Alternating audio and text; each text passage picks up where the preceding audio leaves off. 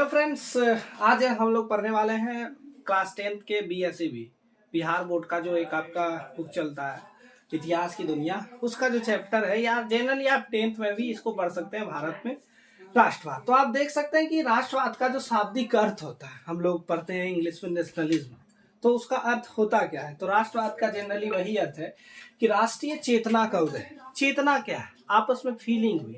तो राष्ट्रीय चेतना मतलब क्या? नेशनलिज्म वाला, जो क्रिएटिंग नेशनलिज्म फीलिंग, ठीक है, अपने देश के प्रति, अपने नेशन के प्रति जब एक भावना, फीलिंग जागृत होने लगे, अपनेपन की भावना, एक जुड़ने की भावना, सबको एकत्रित करने की भावना, और वो जो भावना है वो सब चीजों से ऊपर है।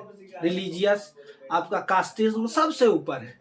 तो उसमें क्या है कि उसी को हम लोग क्या कहते हैं? राष्ट्रवाद, जो कि आपका धर्म से भी ऊपर हो गया, आपका मजहब, पंथ, जाति, समुदाय, सब चीज से, कम्युनिटी से सबसे ऊपर है, वही राष्ट्रवाद कहलाता है। और है कि ऐसी राष्ट्रीय चेतना का उदय जिसमें राजनीतिक, आर्थिक, सामाजिक एवं सांस्कृतिक एकीकरण का अभ्यास हो। राजनीतिक, आर्थिक मतलब एक तरह से हुआ जो इकोनॉमिकली, जो आपका पॉलिटिकल हुआ, कि ऐसी चीज नहीं है कि आप किसी भी चीज में आप अब जैसे आप जियो पॉलिटिक्स पढ़िएगा तो उसमें आपको देखने के लिए मिलेगा कि ऐसा होता है उसमें कि कुछ वैसे देश हैं जो जियो पॉलिटिक्स के कारण, राजनीतिक आर्थिक मंदी के कारण किसी दूसरे देश का क्या कर सकते हैं? सपोर्ट नहीं कर सकते हैं कि हमें उस पर सैंक्शन लगा दिया जाएगा, ठीक है।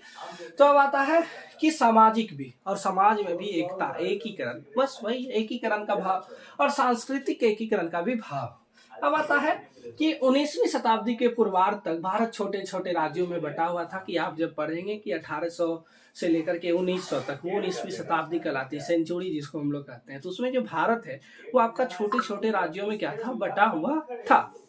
फिर आता है कि उस समय भारत को एकता के सूत्र में बांधने वाले तत्वों का अभाव था। तो हम लोग जान रहे हैं कि उस समय जो एकता का सूत्र था, एकता का सूत्र क्या होता है? कि वही है राष्ट्रवाद। तो राष्ट्रवाद जागृत कैसे हुआ? लोगों ने भारत माता का चित्र बनाया, वंदे मातरम लिखा, हम भारत की संतानें हैं, भारत सबकी माता है, ये सब जागृत होने लगा धीरे धीरे। तो इसी से क्या हुआ कि इसको बांधने का अभाव था।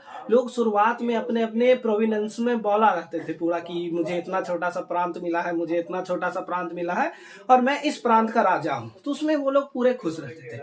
लेकिन इस चीज का उस समय अभाव था। किस समय? तो 19वीं शताब्दी, जिसको हम लोग कह सकते हैं 1800 से लेकर के 1900 तक।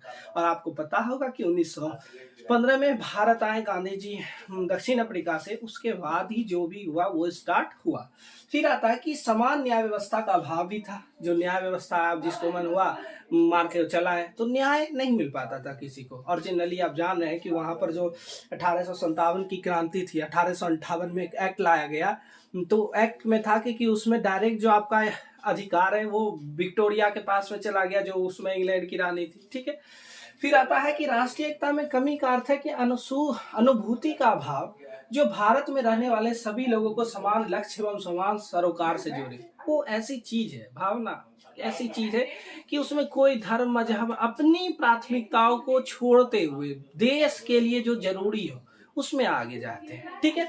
फिर आता है कि 19वीं शताब्दी के उत्तरार्ध में कई ऐसे तत्व उभरे जिससे ये कभी दूर नहीं होती गई, कभी जिससे कमी दूर होती गई। तो 19वीं शताब्दी में वैसे कई तत्व हुए, जैसे कि आप देख सकते हैं, आप अगर 8 का हिस्ट्री बुक पढ़िएगा तो उसमें पता चलेगा कि जो उपनिवेशवाद था, तो उपनिवेशिक कंट्री जो थी ब्रिटेन, वो अलग अलग तरह के कानून लाए, और उससे कारण क्या हुआ कि भारत में एक चेतना जागृत होने लगी।